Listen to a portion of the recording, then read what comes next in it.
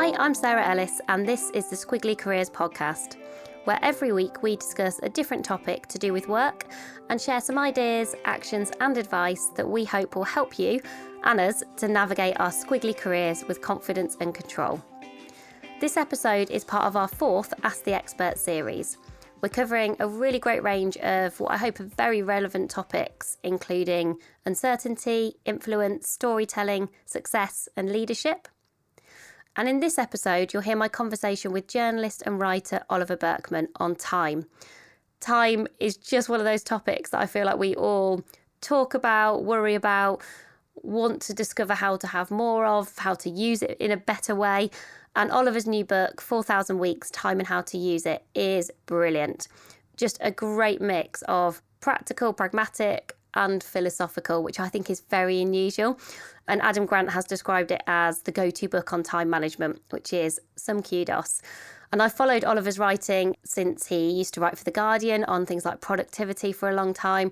And I feel like he's used this book to bring all of his experience and wisdom and learning together into one place, into a really accessible and enjoyable read. And I would imagine that everyone who reads it will benefit from it in some way, shape or form.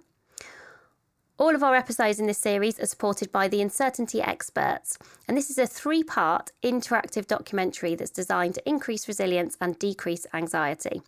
I took part in the pilot, and if you've listened to the Uncertainty episode, you will have heard me talk to Sam and Catherine about it. And I can tell you it was a learning experience like no other, and it really worked, not just for me, but it's been scientifically proven to have a positive impact in terms of how you can figure out and find your way through uncertainty.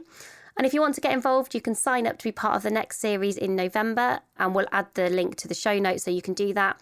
And if you use the code SQUIGGLY, you get an extra bonus discount too. At the end of the podcast, you'll also get the chance to hear a really short clip from one of our uncertainty experts. So I'd really recommend just adding 2 or 3 extra minutes onto your listen today, because they share very personal, fascinating stories of overcoming uncertainty. Whether it's a gang leader who's gone on to become a business leader, refugees who've become CEOs, a real unique opportunity for us to borrow some brilliance and to learn from people who we probably wouldn't get the chance to spend time with normally. So hopefully you can just add an extra couple of minutes onto your listen today. But for now, here's my conversation with Oliver Burkeman. I hope you find it useful.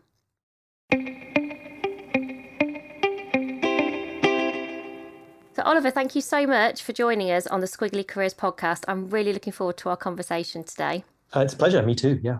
And so I have spent the last 4 or 5 weeks reading, rereading your book, coming back to parts of it. There's lots of underlining and there's lots of pages turned down. And I was really interested to know, when you were researching the book and through the conversations that you've had, what surprised you most about our relationship with time and how we use it? Was there anything that you sort of hadn't expected that you discovered along the way? That's an interesting question. I mean, on some level, I want to say that the whole basic thesis of the book, which is just in a sentence, I think that we struggle to have this kind of total degree of control over time, to feel like we're in command, that we can do everything that's thrown at us, that we know how the future will unfold, that we're sort of the masters of our time. It was a big sort of revelation to me, firstly, that was my own motivation in struggling with time, and also how much that seemed to resonate with people in sort of radically different kinds of people. So not everyone is a kind of schedules and to-do lists weirdo geek like me, but also people who just feel overwhelmed by their work and family life, people who are filled with ideas about all the different businesses they want to launch, all sorts of different kinds of personality and lifestyle, all kind of sharing this sense that you're not quite in charge yet, you're not quite in the driver's seat, but that's going to happen maybe next month if you really put some elbow into it, but you're not quite there yet.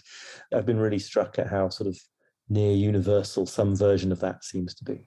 And I was interested to know, because the book came out in August, but I'm guessing you were doing lots of the writing and some of the thinking of the book during the pandemic. Did the pandemic impact anything in terms of the content of the book or your perspective or your thoughts? Did it change people's relationship with time, do you think? Or are these universal themes that really haven't been significantly impacted? I think they are universal themes, but I think that it's all come to a head. Yeah, certainly this book predates the pandemic, but it did change a lot. And it was the spur to get it finished, apart from anything else. And I think what really emerged from especially writing the later parts of the book in the midst of lockdown and general pandemic times was, yes, this sense that it's a perspective shift that has enabled a lot of people to see something about how they're using their time that they hadn't previously seen. Obviously, just the fact of the pandemic in terms of all the death and bereavement is an obvious reminder of how fragile life is, especially if anyone close to you has sort of had their lives cut short by it. But also just more generally, for those of us who are fortunate to have escaped that, we suddenly had to stop doing all sorts of things that we maybe didn't realize how much we'd missed them, certain kinds of socializing. For me, it was singing in an amateur choir, which I knew I enjoyed, but I wasn't and remain not very good at. So I was kind of surprised at how much I missed doing that when singing in a choir became like literally the most lethal thing you could do. And then on the other hand, I think it's well attested, lots of people have talked about, and there's been news reporting about people finding that certain things they're no longer doing, like commuting or remaining at their desk till 6:30 p.m. just to show that they're hardworking when actually their job wouldn't need it or something like that. They're quite happy to not do those things anymore. And some aspects of working from home, for those who've done that, have been really wonderful. So it is this kind of moment to sort of think again about what you might want to include in your life when it comes to your use of time. Another writer, not me, who I quote in the book, brought up the idea that it's a Marie Kondo thing, right? We can sort of decide what to let back in now that we're slowly returning to something like normal. It's a moment to be like, well, maybe that thing is really important to bring back in. That other thing, maybe that's gone and that's totally fine. That's interesting, because perhaps that brings on this concept of control and how in control of our time and maybe the choices around our time we really are. And you mentioned in the book, certainly your family. I don't know whether you would describe yourself as an obsessive planner, but you say you come from a family of obsessive planners. So I don't know whether you were distancing yourself from them or saying, no, I'm one of those too. But certainly that resonates with me, because I'm somebody who, I love a plan. I think plans help us to feel in control. I think they often, certainly when I was thinking about why do I like to have a plan, I think it helps to give you something to aim for and feel excited about. But I suspect it can also get in the way a bit of spending our time in the way that really works, or making changes kind of in the present. So I just wondered, because you explore this idea of control and time from quite a few different angles in the book. So do you think we need to let go of the idea that we can aspire to be in control of our time? Do you think we need to replace that with a different mindset that might be more useful? Yeah, I think the answer to this is that it's worth saying a little bit about what I mean and what we're talking about by control.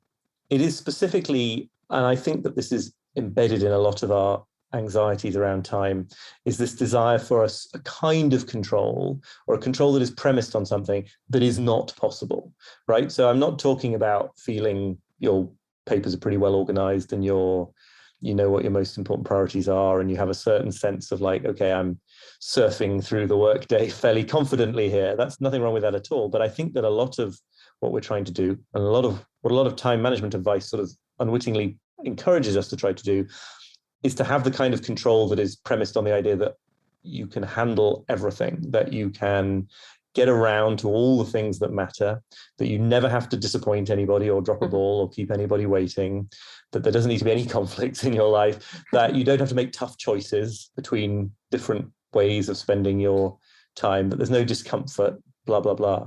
And that, I think, is the kind of control that we can't have. And I think the way to let go of that, or to start letting go of that, is really just to see how impossible it is.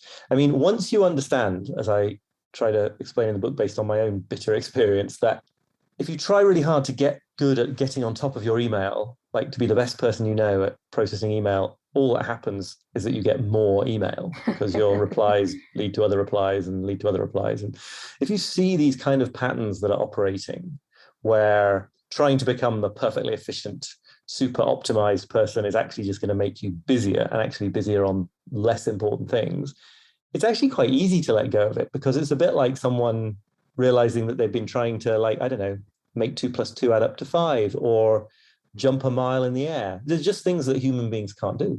So I think when you see that we live in this world of kind of infinite inputs and we are finite individuals and something's got to give, you've got to make tough choices. And every decision to use an hour for anything is a decision to not use it for a million other things. And I could go on.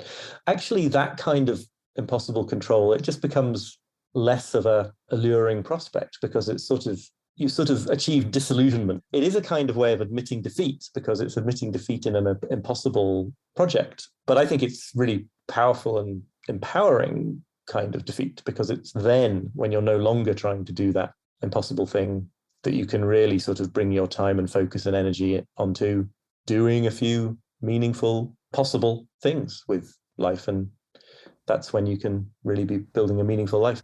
One of the other areas that really stuck with me in the book, which is probably the area I found most challenging, because I read lots of the book and, you know, you're either mentally or actually genuinely kind of nodding along and underlining and kind of going, I either really agree with that, I really want to try that out. And then there was one bit that I was grappling with, because I think I couldn't quite work it out and how it would work in reality. So I was like, oh, good one to put you on the spot with a bit more.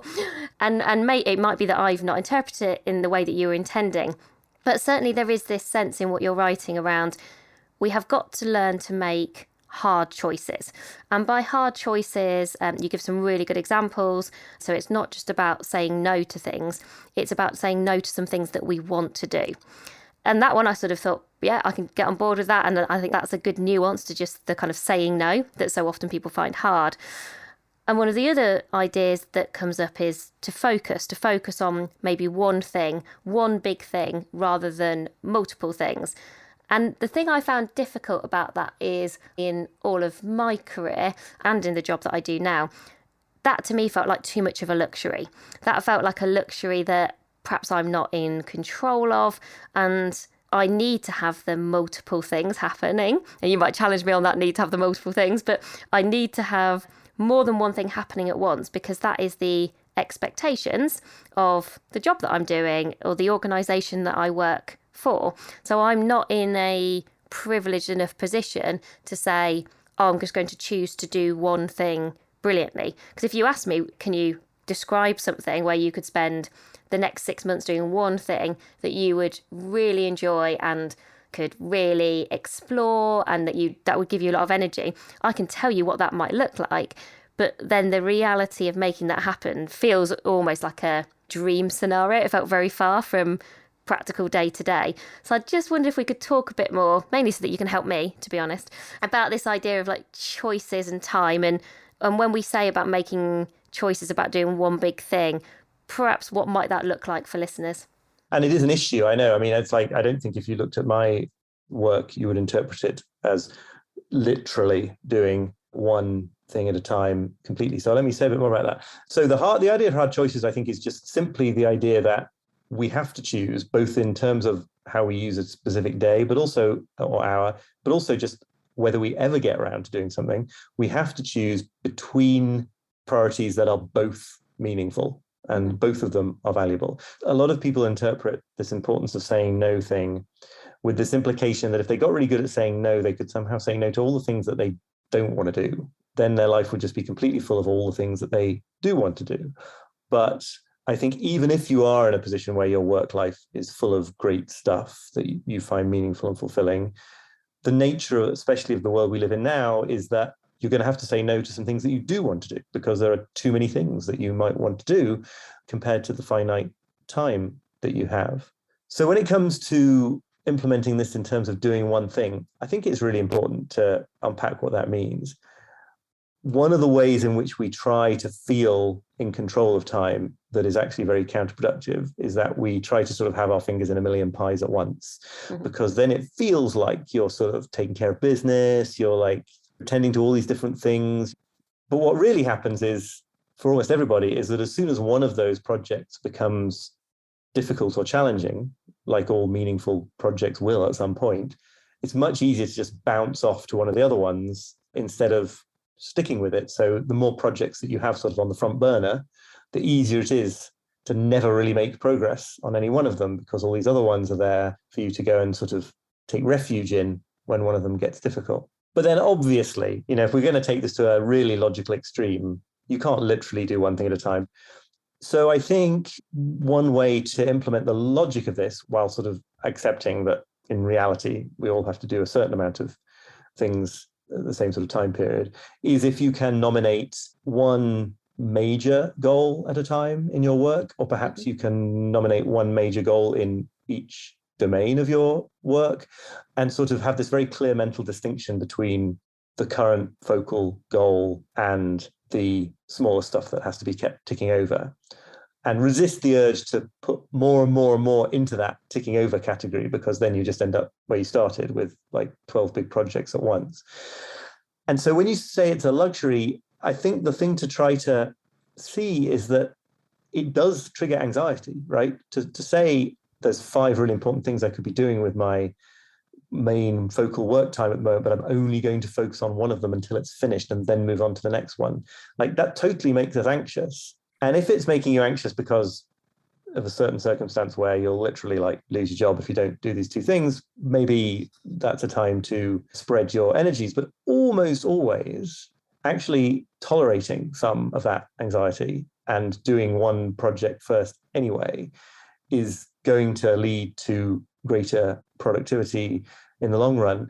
And in a way, you're always only doing one thing at a time anyway, right? So if you've got project A and project B, both clients are breathing down your neck and you feel like, well, I don't have the luxury of just doing one and then the other. Well, probably if you do both of them at the same time, you're going to be just keeping both clients waiting to an extra amount of time. If you did one and then the other sequentially, you might end up in a better position, because one client might be really cross, but the other client might be really pleased. And that might be a better arrangement going forward than 2 fairly disgruntled clients. So it's definitely got to be contextual.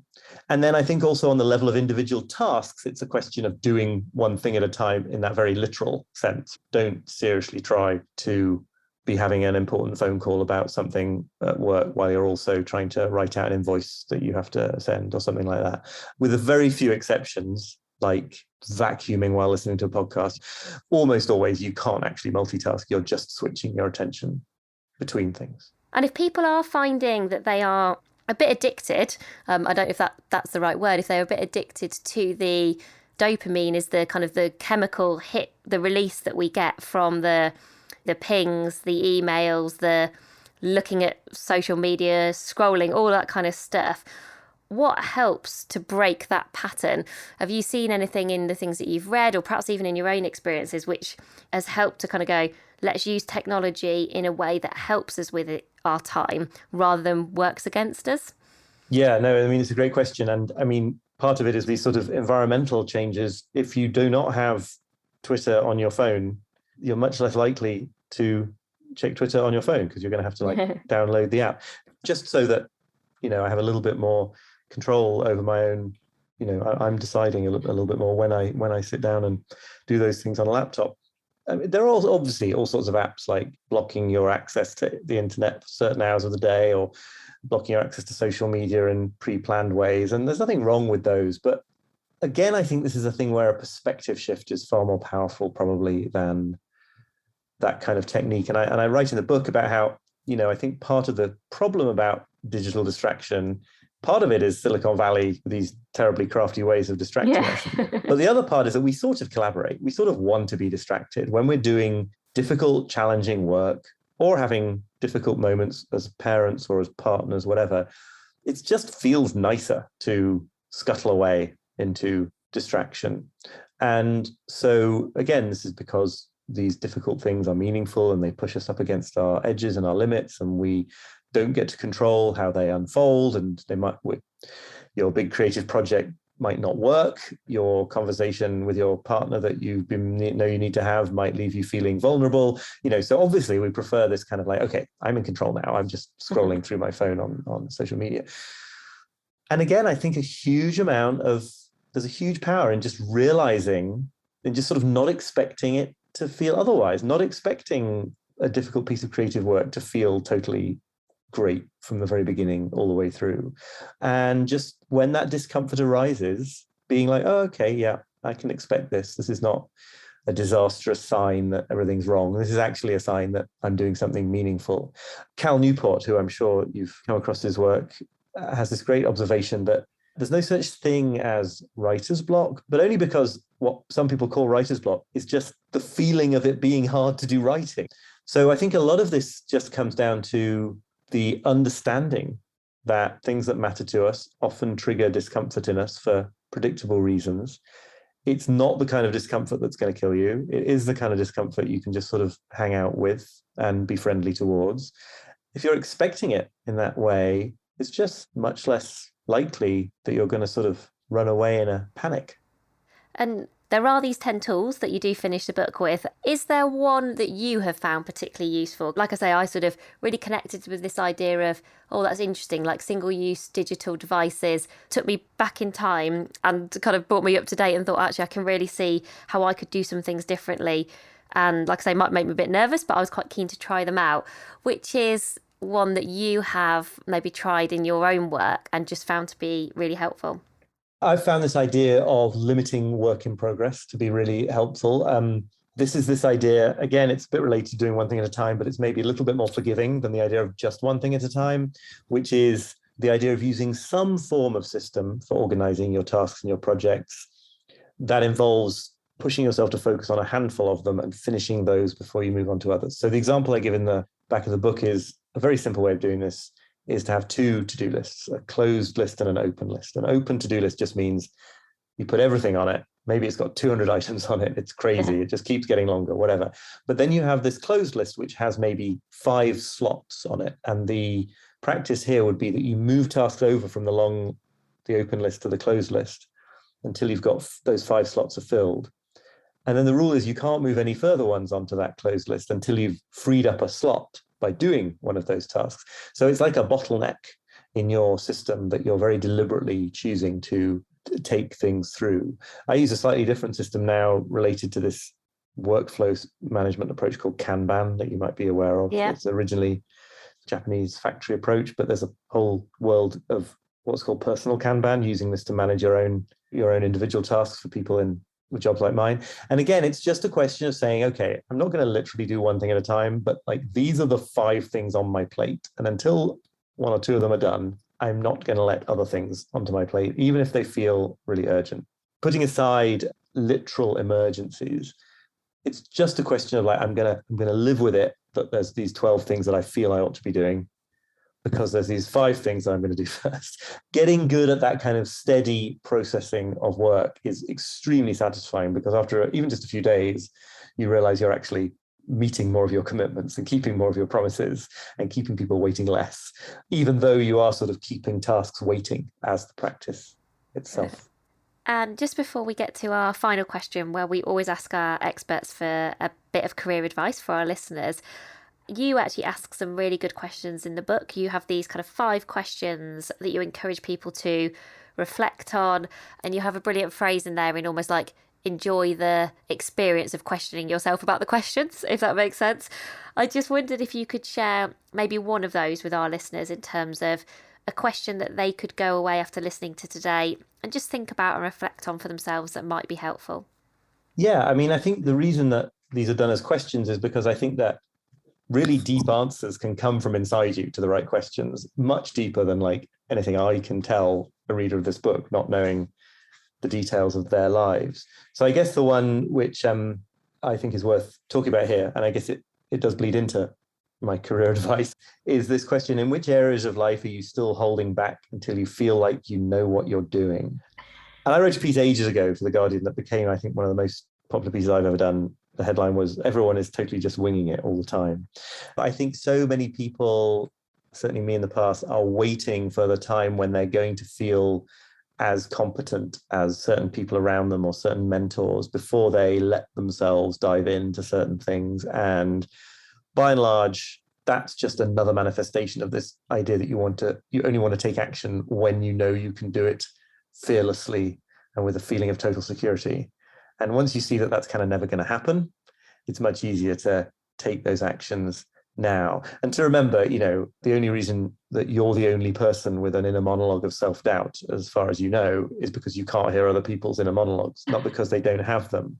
And again, it's sort of an approach to imposter syndrome that says, not you're not an imposter, so don't worry about it, but actually, we're all imposters. None of us know what is happening in the next moment. The most powerful people in the world, President of the United States, is as ill-informed about tomorrow as anyone else, because it's tomorrow and it hasn't happened yet. And so I think that it's just really important to not assume that you're going to postpone something you really care about until you think you know how to do it. Also, with all sorts of jobs, maybe it's not a universal truth, but certainly all sorts of creative jobs, starting to do it is how you will get the feedback that allows you to get better at it. So it's a catch-22 if you don't start.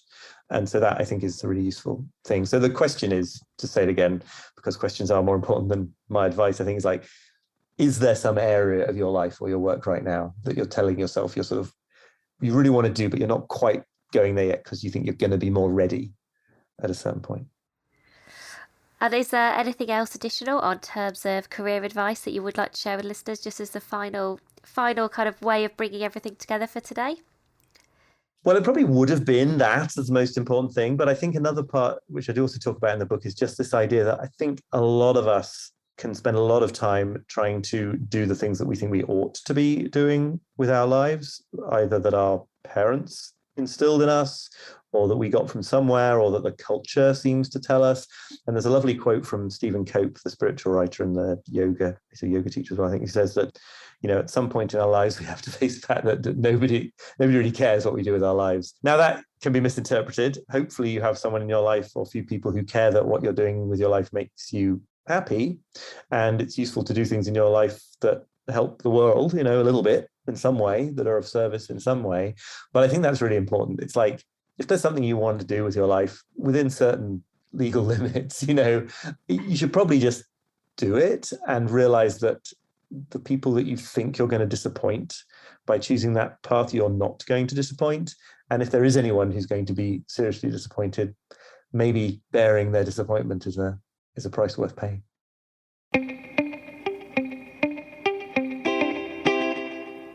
Thanks for listening to today's episode. I hope you found that helpful. As I mentioned at the start of the podcast, we're now going to finish today's episode with a very short clip from one of the uncertainty experts, so you can get a feel for what the interactive documentary has in store for you if you'd like to get involved. And as a reminder, there's the link to the documentary so you can sign up in the show notes, and don't forget to use that code Squiggly because you'll get a bit of a bonus discount as well. I hope you find it interesting, and we'll be back with you again soon. Bye for now.